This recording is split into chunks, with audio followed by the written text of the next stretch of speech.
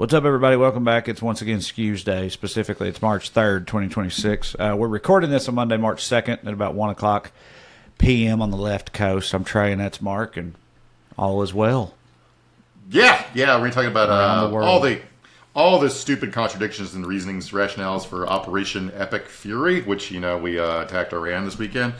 Before we get to that, though, I want to talk about the GOP primaries in Texas for a little bit. We talked about the Democratic side on our show on Friday.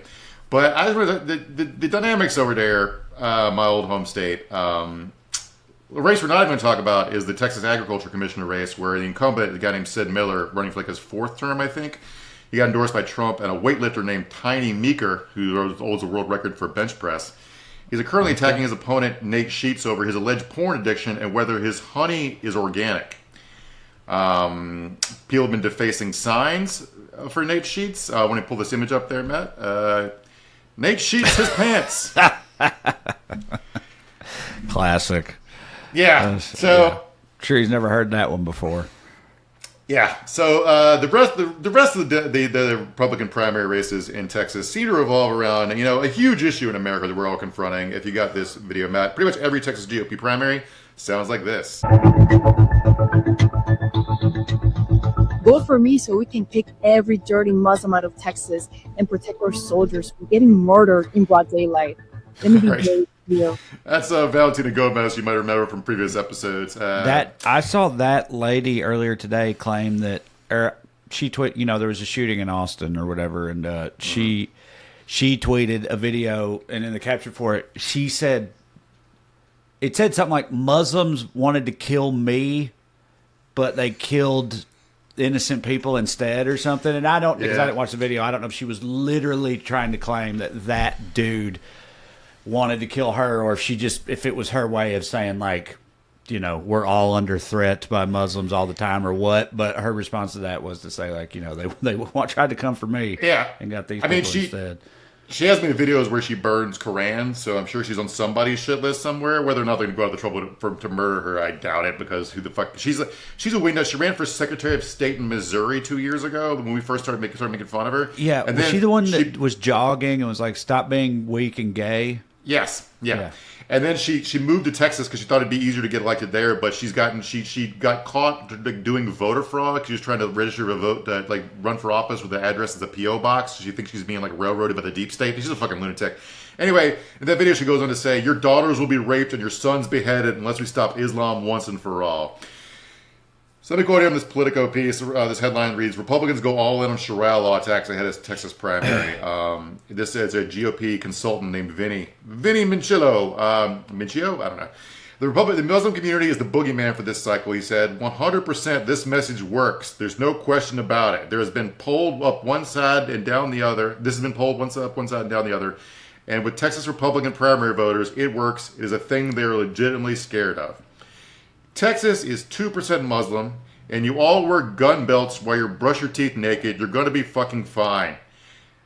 Because I mentioned before that because I watch a lot of Dallas sports, Texas sports. I borrow Buddy's DirecTV login, so I see ads from Texas, and all the campaign ads are about how we need to stop Sharia law in Texas. Where is this coming from? Is this tangentially related to Israel or something like that? No.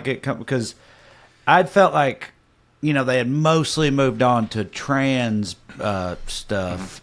I guess you just got to... And then immigrants, but not specifically Muslim immigrants, just, immigrants, Central and South American immigrants. So I guess you just got to switch it up every now and then. So they're pivoting back to Muslims, but also we're now at war with Iran, so it seems convenient, This goes back... remember the Ground Zero Mosque controversy?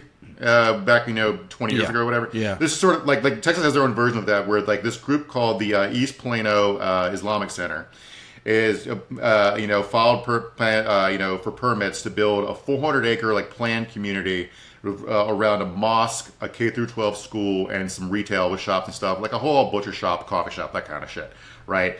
And it's been a whole fucking outrage and fury about it. There's no walls around it. It's not like a nation state of Sharia law. They're building a planned community. It's less isolated than an Amish farm, and you don't even have to be Muslim to live there, which would be illegal, right? So like you can go once it's built, you can drive over there to a restaurant and get yourself a falafel. It's no fucking big deal. But they're acting like they're installing a Sharia, like an independent like secessionist state where there's going to be Sharia law.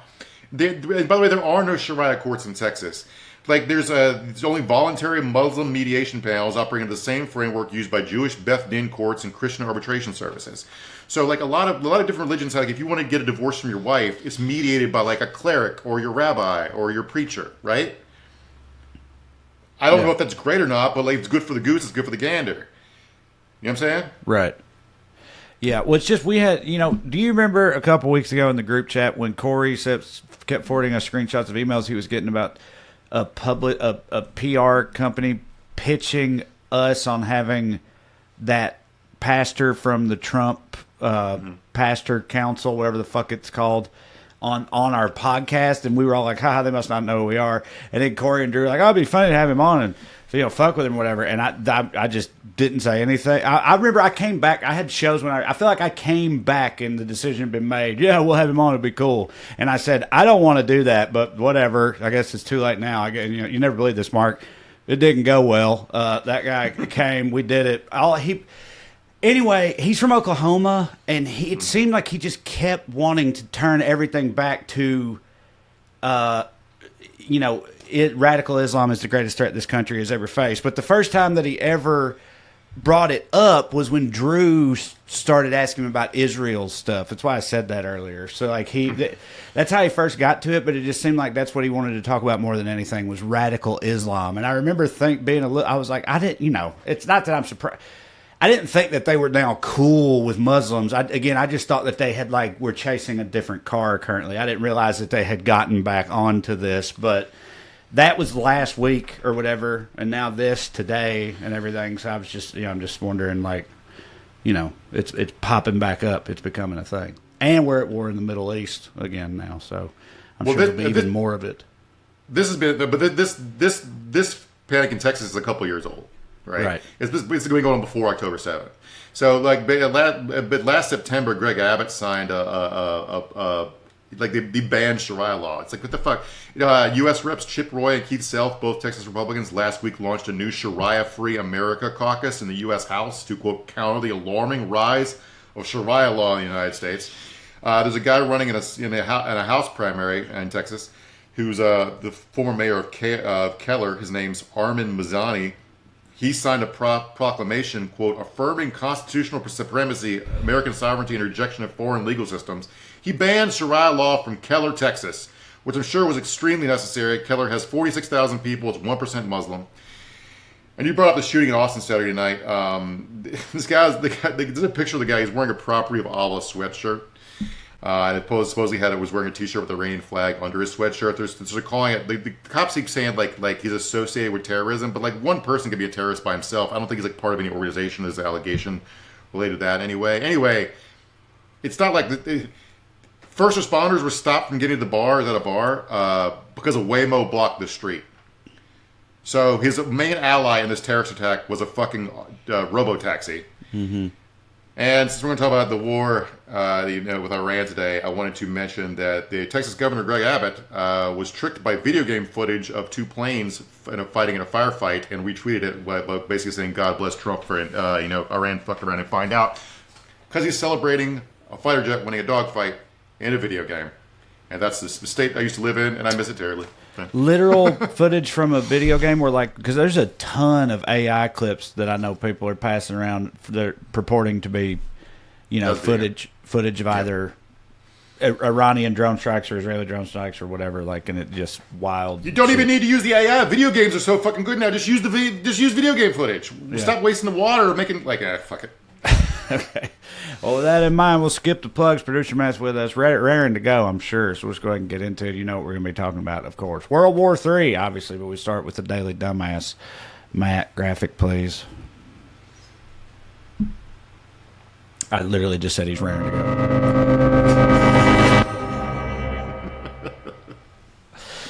go. Today's DD. Iran's supreme leader for not knowing to duck and cover because he wasn't watching TMZ. We're about to start Two Angry Men. Mark and I just finished the podcast. wait till you hear what he found out eavesdropping at a restaurant in Washington, D.C. at the table next to him. Unbelievable. All right. What did he overhear, you might think? Let's play this next video, Matt. You can watch Harvey Levin finding out in real time that we're about to go to war with Iran because his co-host, Mark Garagos, overheard it at Joe's Stone Crab in fucking Washington while people were drinking. Picked a more crowded restaurant. No, in fact, if I were to tell you what I was overhearing at the next table, you'd die. I think I'm going to ask you that. Okay, here we go. You're in Washington, D.C. You could have gone to a million places to do a podcast where it was calm, and you choose Joe's Stone Crab. Correct. What? And by the way, do you know why? Because I actually was going to leave, but the conversation that I was overhearing on the next table over was so fascinating I couldn't leave. Oh, spill it. Spill it. I think things are happening by the time this drops in Iran is what I'll leave it at that. Yeah. So, two guys were getting drunk at Joe's Stone Crab Friday afternoon, about 12 hours before we fucking attacked Iran and killed the Ayatollah and a bunch of other people. And they were just kicking back drinks. And let me quote here: the guys at the table were singing this to the tune of the Beach Boys' "Bomb Iran, Bomb, Bomb, Bomb, Bomb, Bomb Iran," which classic. John McCain did that. Yeah. Mm-hmm. So, I'll take this very, very seriously. Just a tremendous operational security here. It's also ironic that they struck when they did because Supreme Leader Khamenei. I never say it right. I know it's more like Khamenei, but I'm gonna use my American mouth to say Khamenei the way everybody here says it. Right. And the reason they did it at the time is because him and 49 military leaders were all having a big meeting in his house at the same time. It was an opportunity they couldn't pass up. That's pretty stupid, right? But it's worth noting that Trump and his whole team ran this out of Mar-a-Lago, all in the same room. Mm-hmm.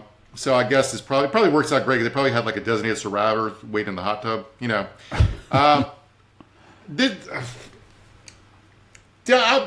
Iran wasn't doing much better. Mossad, the CIA, apparently had pictures of Khamenei's body before Iran even announced he was dead. There was a joke with Israeli social media floating around this weekend that the remaining 3 officials in Iran's government are all Mossad, but they don't know it, so they keep reporting on each other. The quote here from former president of Iran, Mahmoud Ahmadinejad. Iran's Secret Service had established a unit to target Mossad agents within Iran. This is after the last time we attacked them. However, the head of this unit turned out to be a Mossad operative himself, along with 20 other agents they put in the unit to hunt down Mossad agents. Bro, wow, what's the Yiddish or not? Or what's the Iranian word for The Departed or whatever? Right, it's like the plot of that movie, but with Mossad and in Iran. I mean, I'd watch that. FX should make that, Armando Iannucci, one of the two. Maybe that, but that shit's wild.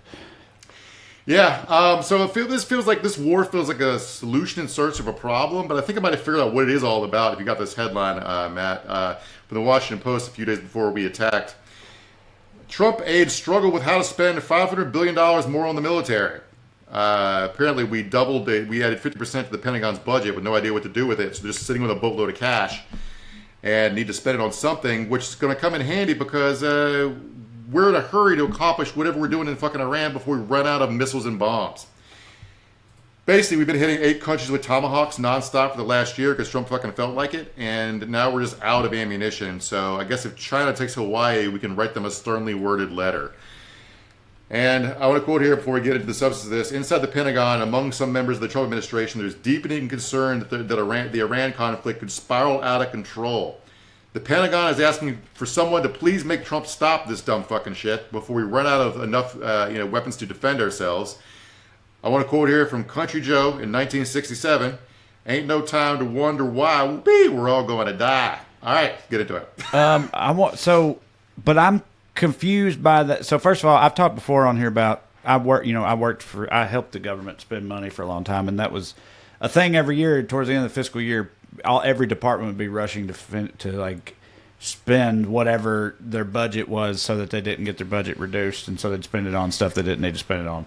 Mm-hmm. And so that makes sense, except it's $500 billion or whatever, and it's bombing a sovereign nation. But I'm saying I'm not surprised to hear that, but I don't get how if the problem is they have this budgetary glut, they have all this extra money or whatever. How is it also true that they're running out of everything? Like I thought Like you made it sound like they had all, they had a surplus and didn't know what to do with it. But then also that we're running out of everything.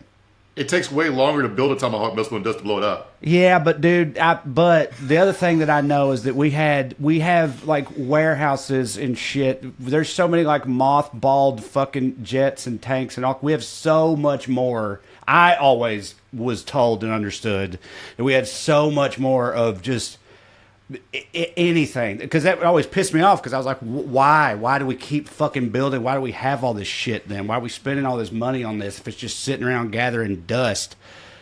And I guess they were like, yeah, you know what, that guy's right, let's blow up the Middle East with it all. I don't know, but anyway, I'm just saying that's what I always heard. Dude, we've been, I've lost count. We've lost like 150 Tomahawk missiles at Nigeria. Right. No one's paying attention, but we bombed the fuck out of Nigeria. Another 100-something at Somalia. I read a month ago the Pentagon was fucking shitting their pants. The Indo-Pac, the people in charge of the Pacific. Drunk Pete, had taken all the missiles from the Pacific theater and moved them to the Middle East and Africa because they'd run out there. So they're already moving shit around. Like they tell me like an Amazon supply chain for defense logistics. Like there's just they've been spending it fast as we can make it and moving stuff around to cover their ass like a get rich quick scheme. Like they're running like a Ponzi scheme with missiles for a long time already. And now we just launched one of the biggest air campaigns in world history. And it's just like we don't have infinity. The Trump administration does not understand that even though we have a ton, we do not have infinity. Mm-hmm. And that's why the Pentagon shit in their pants. Right. So to talk about the state of the war as we sit here on Monday afternoon, I want to play this video. This is an American soldier in Kuwait watching a drone strike, and this is pretty funny. Trey, watch this guy filming out of his bunker.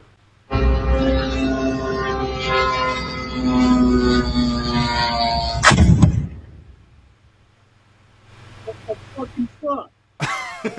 What? He said, "That's my fucking truck." Oh, I know what he said. What?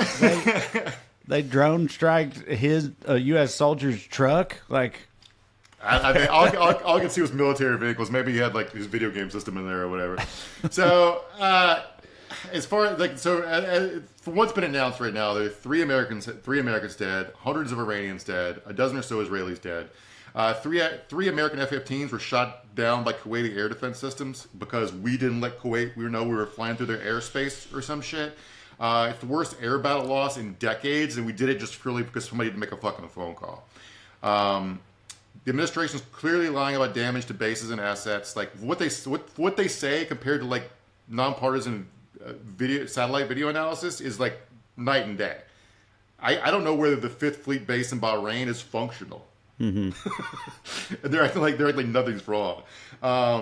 The basic dynamic here is like Iranian missiles and drones cost like between $20,000 and $250,000, and the Patriot missiles we used to shoot them down cost $1 million each. We have to fire an average of 3 to take one out if we hit them.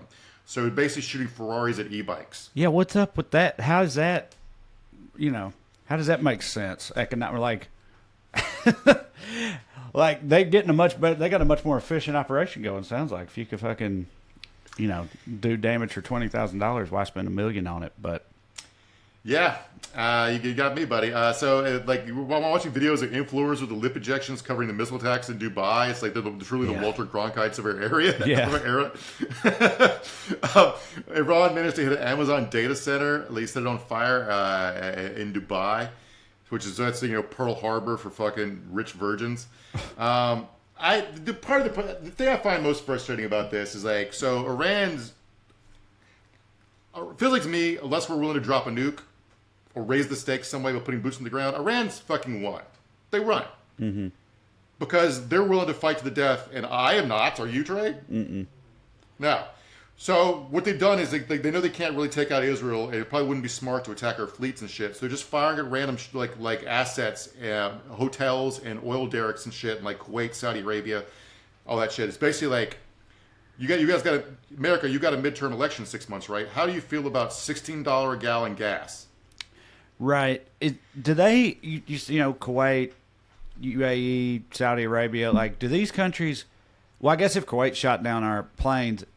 Do they all have like their own military capabilities and stuff that could, or is it just like it's up to us to respond to all these attacks in all these other countries and everything? Do you know what I mean? They have some, but they also have American military bases there, which of course the implicit promise is they have our protection. Right. But right. But Saudi Arabia, so they're not bringing other ones into the fray by doing that type of thing, is what I'm saying. It's just all us, regardless. No. The reason they're doing that is to try to get Saudi, because Saudi Arabia, you can, depending on which reporting you read, either was cool with this, us attacking Iran, or pushed for it, right? And so Iran's been striking Saudi Arabia, and Saudi Arabia got on TV this morning crying how unfair it was because America wasn't launching attacks from bases in Saudi Arabia, which is, even if it's true, is bullshit because we're moving missiles and ammunition from the base in Saudi Arabia. We're flying that to a bases elsewhere to launch from. So it's still a legitimate military target. Is what I'm saying. Saudi Arabia is, and they're crying because we're putting more work into defending Israel than defending them. Right. Shocker. I was about to say, I don't know how they didn't see that coming.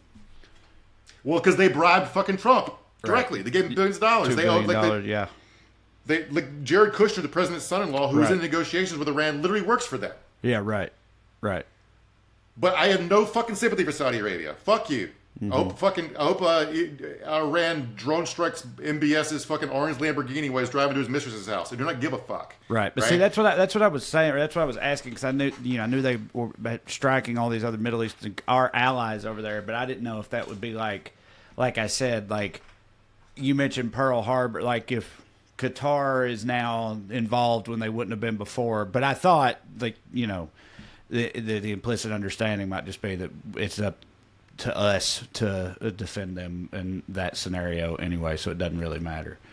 Right, but what the world's realizing, and this is the real year zero moment for us, and like they're talking about the American century of humiliation, is like we cannot actually defend everywhere at once. Right. We never could, but until like 2 days ago, it kind of felt like it. Yeah, right.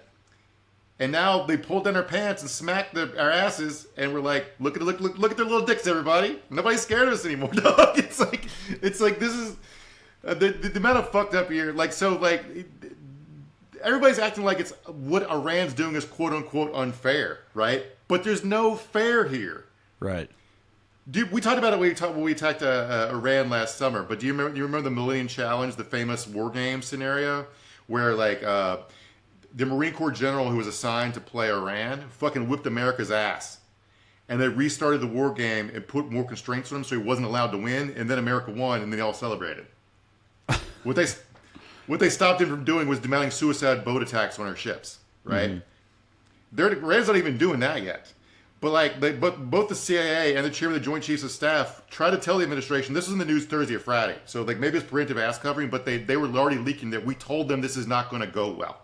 All right, this is not going to work. But there seems to be a belief, not just in the Millennium Challenge, but like through and through Washington, D.C. and our news media, that our enemies are not allowed to shoot back. It's like unfair or cheating or something because we're the protagonists of reality. And you have to let us kill you if we want to. And if you think I'm joking, here's like, look at what dumb babies we look like in this clip of the Iranian foreign minister on NBC News over the weekend. So for clarity, you said that your missiles cannot reach the United States by design, that you do not want to reach the United States, but you also said it would be necessary as a defensive vehicle that you could if necessary. So to be clear, are you committing that Iran is not and will not build missiles that would have the capability to reach the United States? I can confirm, yes. Sir, if that's a red line for you, why is attacking U.S. military bases abroad justified? But because they are attacking us. They are U.S. military, installations, facilities, bases. You could say, so, like, if the guy wasn't a devout Muslim, he'd be calling that lady a fucking moron. Why do you think it's okay to attack our military bases that we're attacking you from?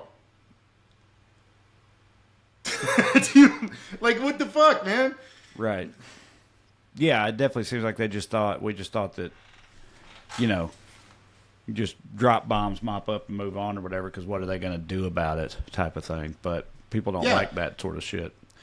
And they've been they've had to have been like prepping every which way for this type of shit for a long fucking time, like on their side. You know what I mean? Because like it's been simmering for a while. I'm sure they've thought about it. Like, I'm sure they had run their own version of the Millennium Challenge and that type of thing. Oh yeah, for sure. And part of the dynamic here is if you believe what's coming out of what's left of the leadership of Iran is like because like they also attacked Oman, which we'll get to Oman later on if we have time. But they're the country that has the least to do with all this, the least to blame for their problems. They're actually trying to help Iran. But like because we obliterated like 40 some generals, we basically killed their joint chiefs of staff and their fucking like heads of all the military branches, and their Secretary of Defense and shit, along with their supreme leader. So like whatever orders they gave before they died, or what are being acted on. There's like all these units out there firing at will, with no central command, because we killed the guys who would tell them to cut it out. But like Trump's been calling everybody trying to spin this, and one of the reporters he talked to this morning, he said that the biggest surprise has been that Iran has been attacking Arab countries, which is always what they were going to do. Like they've only hit one Kuwaiti oil platform. I think that's just a shot across the bow. That's like, do you guys want to be able to gas up? Do you guys want to heat your houses this winter? That's what that's a fucking threat is. Right. And like we don't. Anyway, talking about the world we're creating, French President Emmanuel Macron announced today, quote, "I have ordered that we will increase the number of nuclear warheads in our arsenal. We will no longer communicate on the figures regarding our nuclear arsenal." So, it's the world without America, baby. We're living it now. We're going to continue talking about this, but we should probably go to break before we finish this out. Okay. Well, we'll be right back.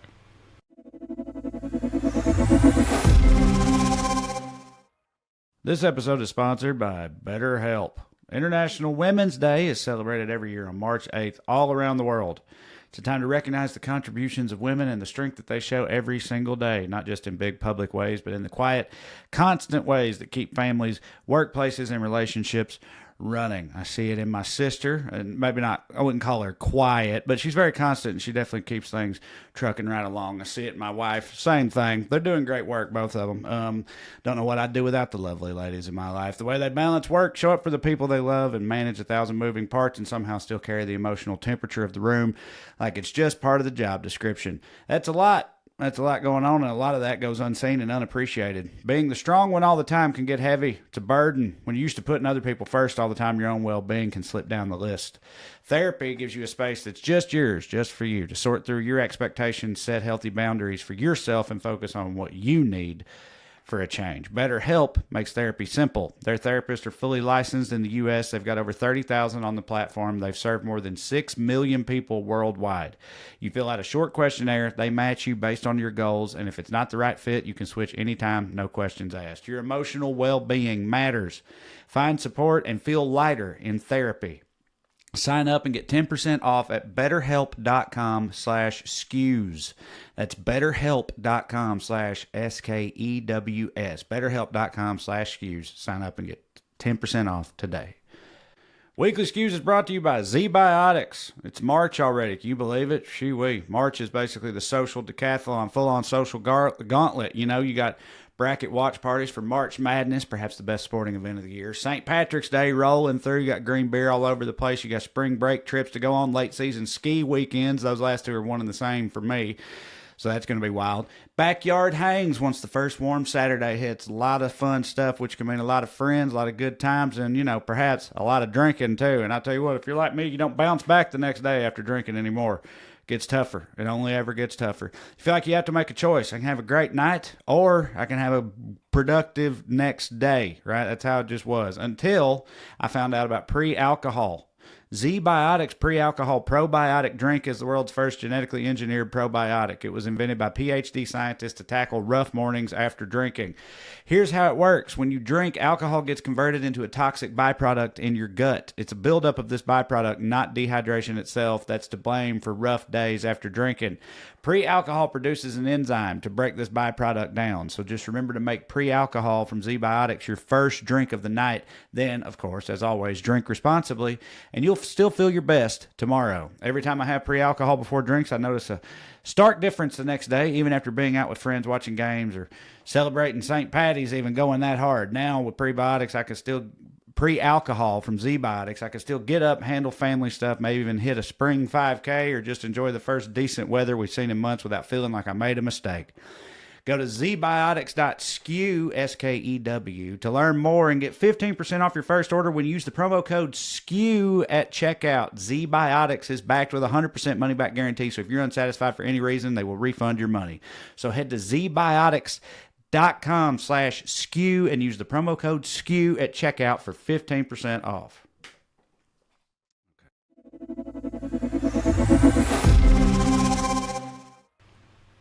All right, we're back.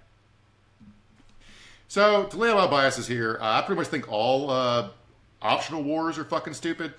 I know that kind of makes me a minority in America. But, like, you look at the recent history, like, of our foreign interventions in the Middle East lately. So, in Iraq, we tried boots on the ground. That didn't work, ended in disaster. Libya, we just used air power. That didn't work, ended in disaster.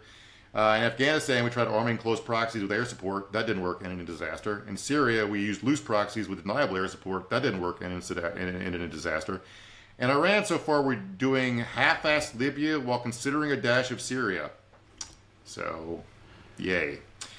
Right. But you say, makes you a minority in America, but, like, not for this one, right? Not currently. Isn't that what, don't all the numbers show that, like, 20% of Americans are okay with it, which means 80% are not, hypothetically or whatever. Like the idea that, like, a lot of people keep bringing up the whole wag the dog thing, and people pointing out, digging up the old tweets from Trump about, during the Obama administration, he's underwater and his approval. This is Trump saying this. Obama's, his approval ratings are low. You watch, he's going to start a war with Iran to keep from losing re-election or to get his numbers up.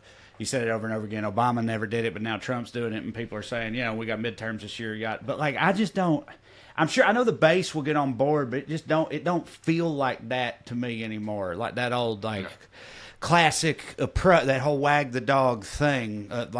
People will rally around the flag in times of war or whatever, so you can gin one up if you need a boost in your numbers. I just don't buy that in 2026 America. I'm not sure where people go. I know it's based upon, like, Clinton in the 90s and how popular George W. Bush was after 9/11. After 9/11, right, yeah. But that was very different. But Clinton in the 90s, like, he was thought of as, like a frivolous, decadent guy who had cheated on his wife. So getting involved in a war, like, flipped the narrative on him. Mm-hmm. Bush didn't, unless you think he did 9/11, he was the guy sitting there when it happened, right? He didn't do anything. But, like, LBJ, like, had to decide not to run again because Vietnam was so fucking unpopular. Right. So, like, this whole idea, if Trump really did think, I'm sure he's trying to change the fucking news cycle, and wars are a good way to do that, but, like, I have no idea whether this is going to be good for him. Like, you're talking about you're right. The last poll I saw was 21% approve of attacking Iran. 21%. And that's before we see a single flag draped coffin. That's before people's the gas prices go up and fucking store shelves are empty. Yeah, I mean, like how much, like, they can shut down the world economy if they want to, unless we nuke Iran. So, right. I do want to see, like, I have friends from Iran who were celebrating the death of the Ayatollah.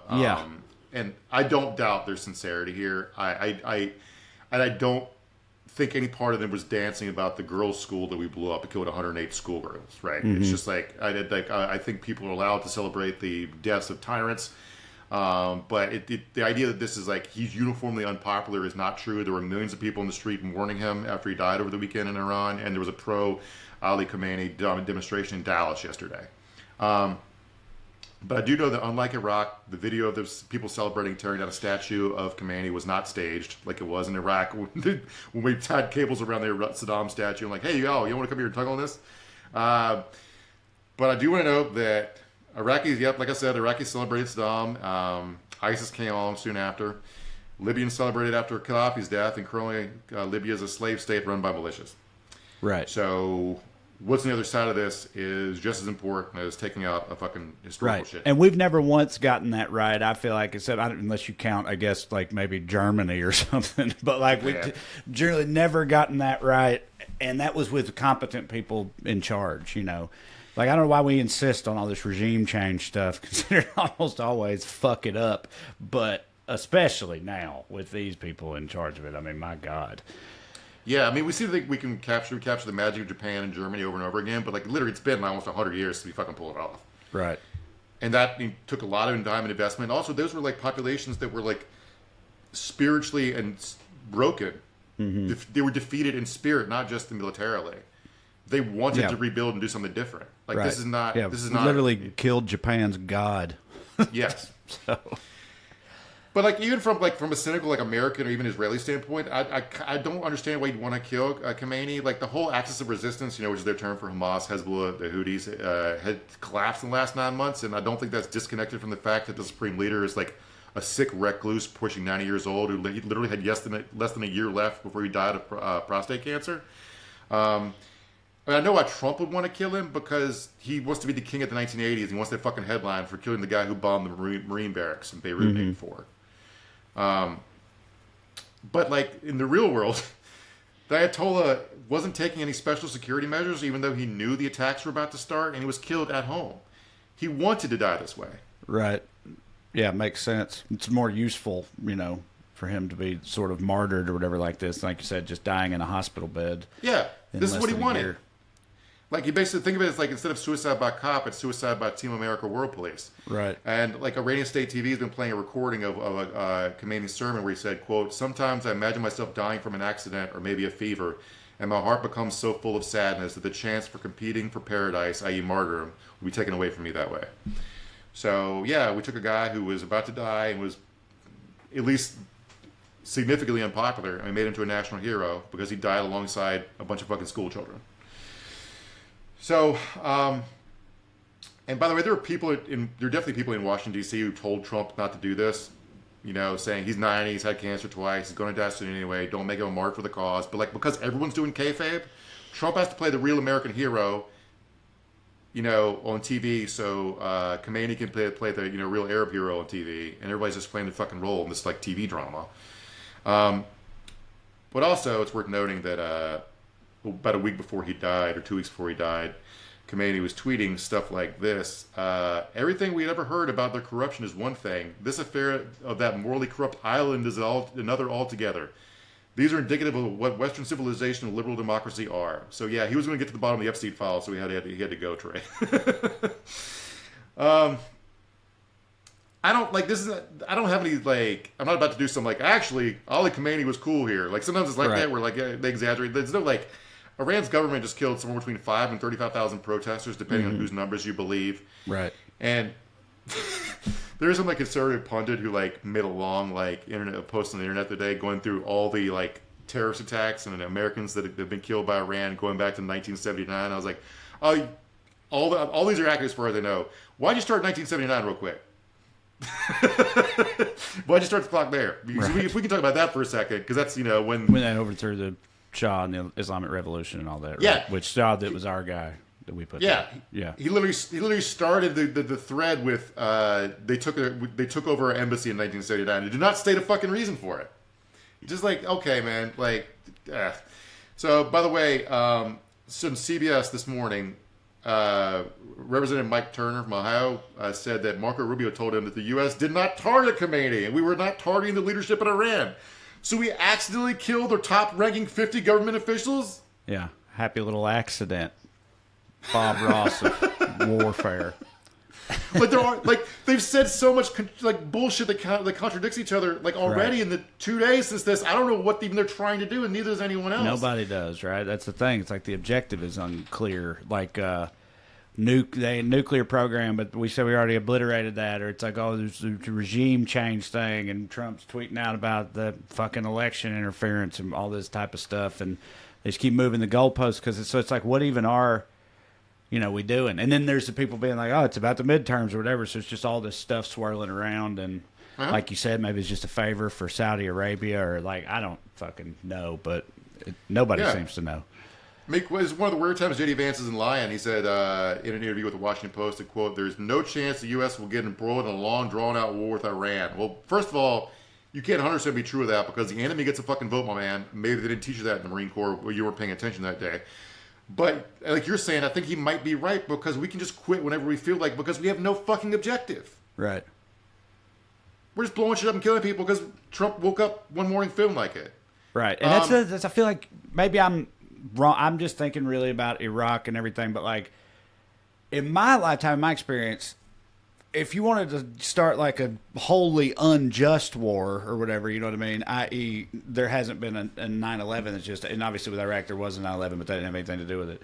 You had to like spend weeks lying, you know, to the American public and building your case for doing it. It was like 2 years of lying before Iraq.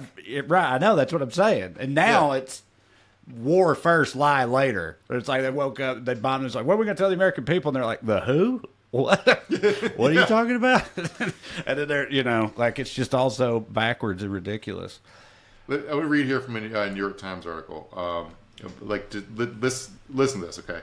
Mr. Trump offers several seemingly contradictory visions of how power might be transferred to a new government. Transferred to a new government, or even whether the existing Iranian power structure would run that government or be overthrown.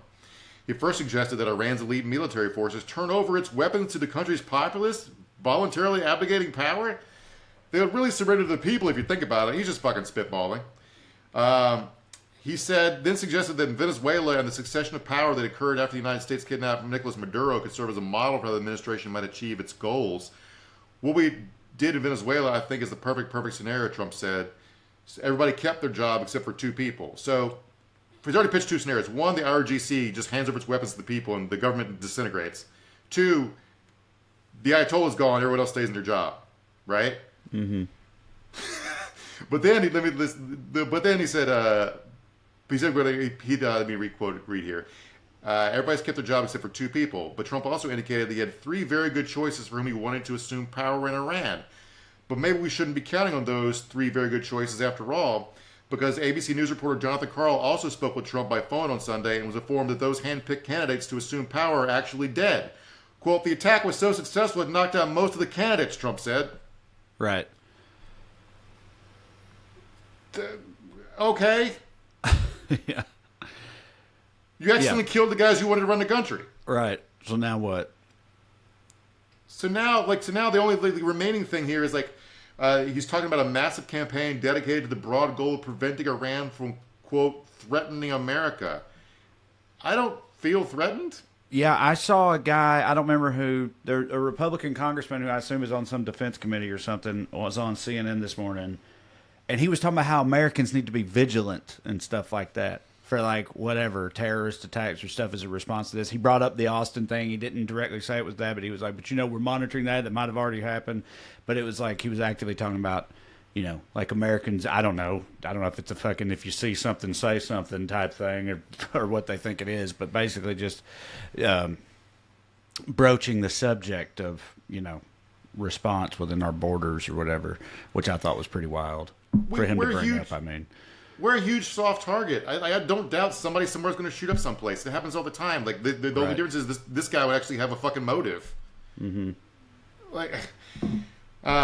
Anyway, so Trump, like, he gave a speech at 3 a.m. Saturday morning about what the goals were, and he did say the ultimate goal was regime change.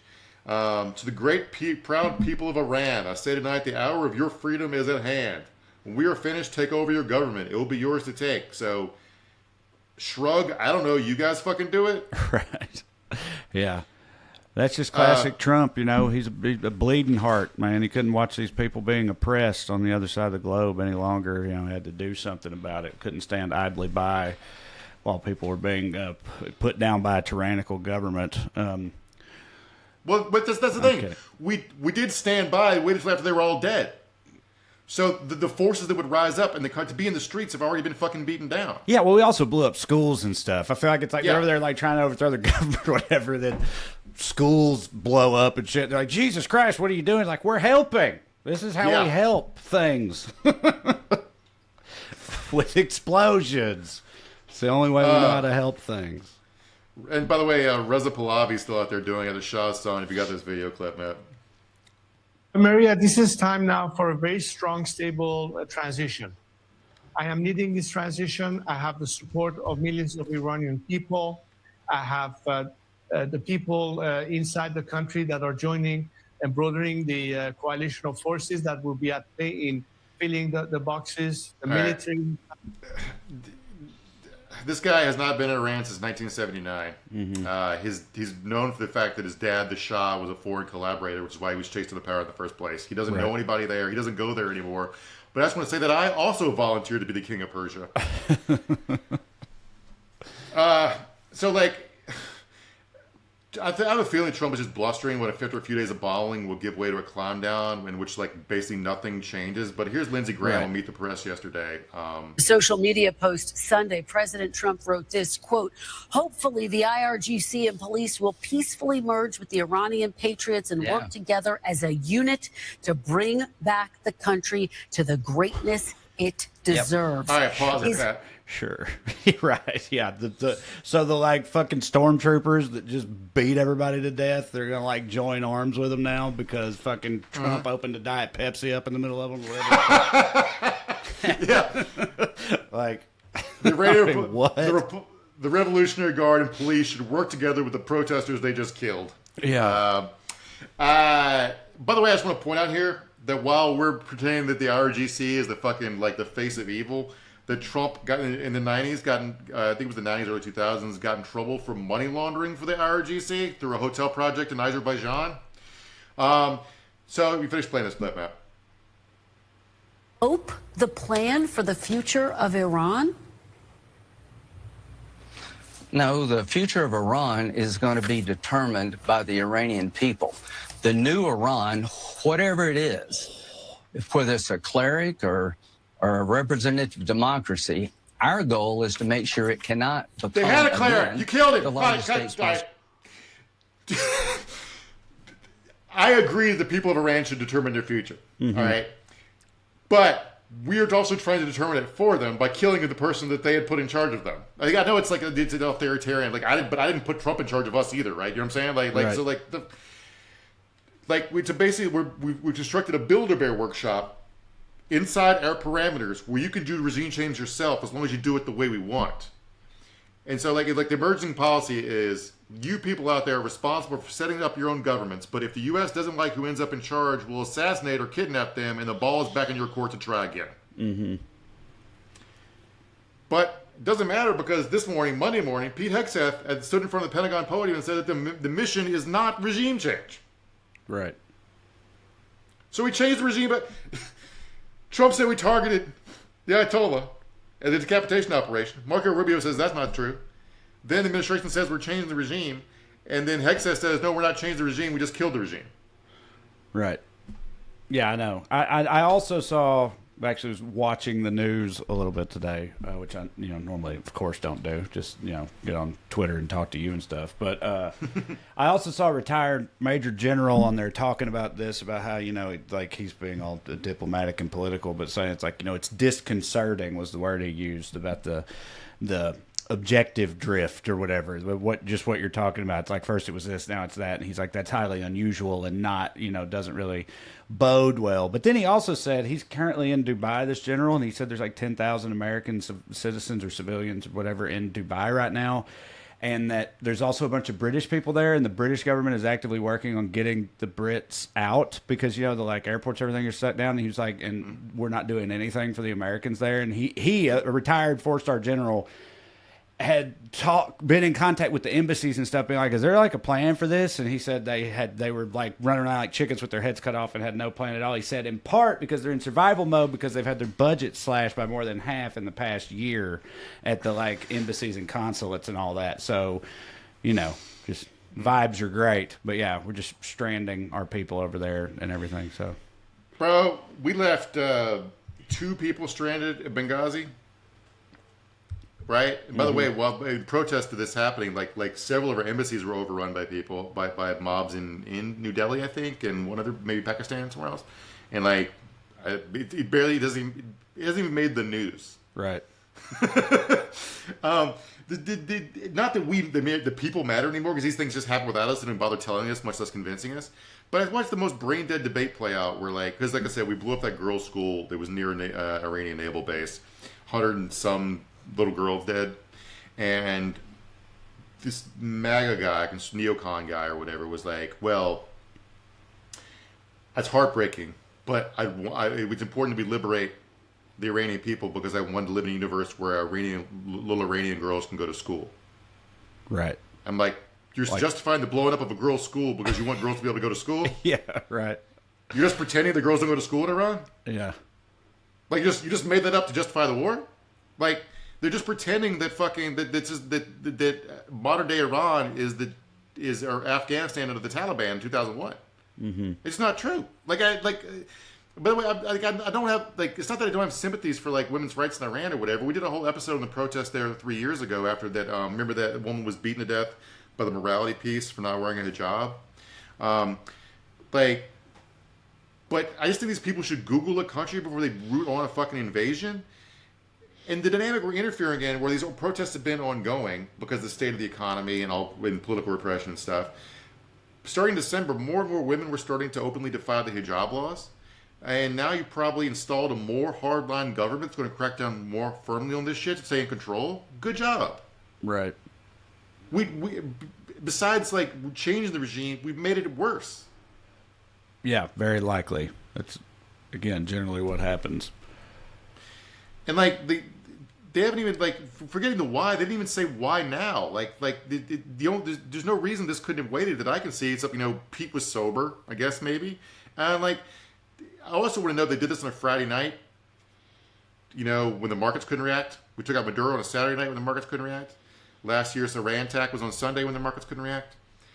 Basically, as long as the stock market isn't open, we can kill whoever the fuck we want, is the Trump administration's policy. Mm-hmm. And the closest analogy to this kind of decision-making is, I can't really find an American war to compare it to, but it does remind me of the Russian invasion of Ukraine back in 2022. Because no one thought Putin would do that because it was too fucking stupid. Right. You remember that? Yeah. It was they were building up for months, but the consensus opinion was Dad, there's no reason to do this. Right. Yeah, just things like saber rattling or whatever. I mean, that's pretty much what I thought about Iran. I mean, I'll be honest, especially after the strikes last year, when that happened, I was like, oh shit. And then the dust sort of settled or whatever. And again, it's always being talked about and stuff. But I kind of was like, I didn't think it would just full on pop off on a random Saturday morning or whatever like this. But yeah, it's like you said, especially because it just seemed it did seem random and just out of nowhere. I know it's been talked about off and on for a very long time, the general threat of it, but still, yeah. Normally it doesn't happen like this. Yeah, but it's because we live in kind of a personalist regime now, it's sort of just like Russia and Ukraine, where Putin had his own grievances, didn't need to make sense to anyone else. The yes men serving below him were incapable of contradicting him. So now, a couple years later, 500,000 people are dead. So it'd be nice if we had a functioning fucking Congress, which we'll talk about that in a minute. But I want to talk about the negotiations leading up to this in a minute, because what a fucking farce, man. But first, I want to check in with a well-known critic of war with Iran, if you have this video on that. The president will start a war with Iran because he has absolutely no ability to negotiate. He's weak and he's ineffective. All right. So, in a State of the Union Tuesday, just this last Tuesday, Trump said he'd prefer to settle the current crisis through diplomacy, but only if Tehran's leaders said they, quote, will never have a nuclear weapon, end quote. Words he claimed that, quote, we haven't heard. But they did say that, though. You cannot believe them if you want, but at present, they're not the ones lying because they did say that, and you were lying because you said they didn't say something that they absolutely fucking said. Mm-hmm. What they did refuse to say is they would never enrich any uranium because you need uranium for stuff like fucking X-ray machines. In the latest round of talks, they use Oman as an intermediary for these kind of things. They're kind of like the Switzerland of the Middle East. Iran promised they was willing to suspend enrichment for the next 3 years in totality for as long as Trump is president. But Trump wanted any deal to be struck to be permanent. No deal is fucking permanent. That's a lie off its face. And he didn't offer to lift sanctions. It was just disarm or will fucking kill you. Which just disarm or will kill you is not a legitimate threat because your threat is the reason they want the fucking missiles in the first place. Right. Like I said, I mentioned earlier that Iran attacked Oman, which they really didn't deserve this. The reason Oman is like a negotiating hub in the Middle East is they're neither Shia nor Sunni. They're a body, which is a more moderate form of Islam. They don't beef with either group. And the latest round of talks ended on Thursday. Omani negotiators reported significant progress, and they hope they might resume next week. And the Omanis, after this happened, are like, what the fuck? Because Jared Kushner and Steve Witkoff either lied to Trump or did not understand what the Iranians were offering, the technical stuff about nuclear enrichment, because the Omanis are here saying they actually did offer everything you wanted. Right. So what the fuck? And like they went public with this on Thursday or Friday to try to stop this war from happening. Right. It makes it seem like we were always going to attack them the whole time. It didn't matter what they said. And we're just assuming that they wouldn't agree to all that, but then they did. And we're like, nah, fuck it, do it anyway, or something. Right. It certainly seems like the negotiations themselves were a ruse the entire time to keep them busy and make them think it was possible to stop us from fucking attacking. Right, right. But then again, Rubio says we weren't planning to attack, but Israel said they were going to do it with or without us, so we decided to join in with them because Iran was going to retaliate with attacking our bases anyway. Yeah, basically. Yeah. Anyway, like no one's ever going to negotiate with us again, because not only did we use these negotiations as a ruse, we also did this last summer, and then we killed their literal negotiator. So, yeah. Remember, I do want to say, I want to play this video. This is Trump's currently serving Director of National Intelligence. This is a campaign ad she posted back when she was a Democrat in 2020. If you got this video, man. Here are the steps that Donald Trump has taken to create a war with Iran. First, he told Iran nuclear. If you can't tell from the music, she was against that then.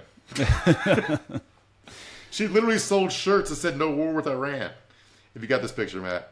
I guess we still wear the same shirt. We do the Simpsons bit where you put a comma after the no and an exclamation point after Iran. No, war with Iran. Like I said earlier, it'd be nice to have a Congress. When I finish out talking about these fuckers, here's John Cornyn at a campaign event before he loses this week to Ken Paxton probably in his Senate primary. If you got this video, Matt. I don't know I'm learning as like you are as the news unfolds exactly what's happening. But I do know Iran must be stopped from a nuclear weapons program. Okay. That's the United States Senator from the President's own party who serves on the Select Committee on Intelligence and the Senate Committee on Foreign Relations. He has no idea what's going on as America goes to war with Iran. Doesn't seem interested in finding out. He's watching on the TV just like the rest of us. A quote here from another Republican senator, this one from Oklahoma, Mark Wayne Mullen. We're not wanting regime change, but the person that's leading this effort is the Ayatollah. Remember in 1979 when he came to power, he was saying that he wanted to be a nuclear Iran. Mark Wayne Mullen thinks it's the same Ayatollah that took power in 1979. Mm-hmm. He thinks Iran, until 2 days ago, was ruled by a guy that was 124 years old. What I'm saying is, like, remember we talked about like trying to stop Sharia law in Texas? If people are living to be 124, we need Sharia law now. We need RFK Jr. rolling out like a haram fucking shit on the shelves right now. Halal, sorry. We need a halal butcher shops on every street corner in America. Now, for the Democrats, like, I could read Chuck Schumer's statement, what he put out over the weekend, but really, it's just paraphrasing an Onion article written about him in 2019. Headline, Chuck Schumer, the American people deserve a president who can more credibly justify war with Iran. Oh, the Onion. Like, 6 years ago, Chuck Schumer's the exact same fucking guy. Like, none of the politics have changed, none of his worldviews changed. Trump's president for a second time. And like we're starting our third World War III of the last 2 years, right? And he's like, only process complaints, only process complaints. Not we shouldn't be going to war complaints. Mm-hmm.